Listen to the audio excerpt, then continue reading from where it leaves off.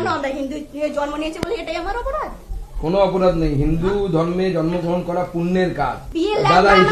দাদা হিসেবে দেবো। অতগুলো সোনা, অতগুলো টাকা কোথায় পাবো? আমি রাজ্য সরকারকে যতগুলো টাকা ছিল কিচ্ছু নাই।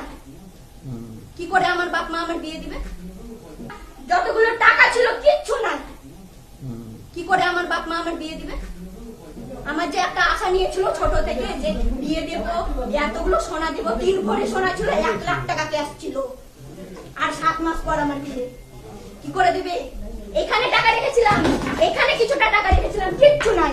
এমনকি আমার পরনে লেহেঙ্গা ছিল, লেহেঙ্গার ভেতরে আমি 5,000 টাকা লুকিয়ে রেখেছিলাম, মানে আমার কোনো কিছু ফিস টিস লাগলে যেন আমি দিতে পারি। ওই টাকাটা নয়, জিনিসটাও নাই আমার। কোথায় পাবো আমি?